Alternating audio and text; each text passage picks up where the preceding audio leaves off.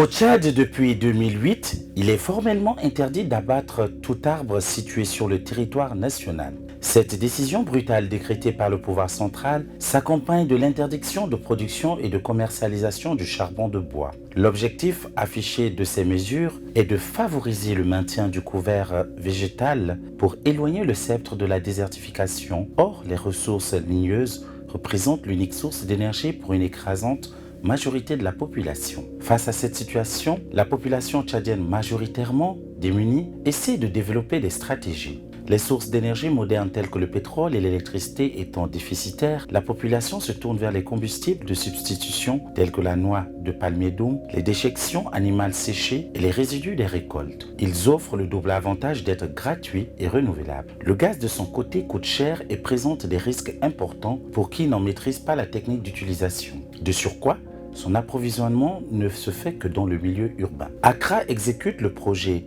MPME et centres professionnels ensemble pour promouvoir un emploi vert et décent au Tchad, financé par le Fonds fiduciaire d'urgence de l'Union européenne pour l'Afrique. Le projet vise à contribuer à corriger le déficit de capital humain, un des principaux obstacles au développement des opportunités de l'employabilité des jeunes dans des secteurs comme l'éco-construction et l'énergie solaire. Le solaire est proposé comme solution alternative aux problèmes d'électricité. Courant Djabo, partenaire de Accra, est une start-up sociale qui essaie de rendre l'énergie solaire accessible aux familles de modestes revenus. Plus de 80% de la population n'ont pas accès à l'électricité et souvent ce sont des personnes qui sont à modeste revenu.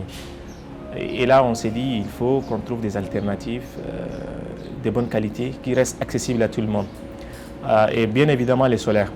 Tant qu'il y a du soleil, il y a de l'énergie. Du coup, le solaire est utilisé aussi pour la cuisine. Accra, avec l'appui de ses différents partenaires, vulgarise la cuisine solaire à travers le four. Les bénéficiaires de ces formations sur le solaire qu'organise Accra et ses partenaires se disent vraiment satisfaites des connaissances qu'elles acquièrent. Nous souffrons beaucoup plus à des moments donnés pour manque de gaz et aussi vous savez que l'utilisation du charbon est interdite.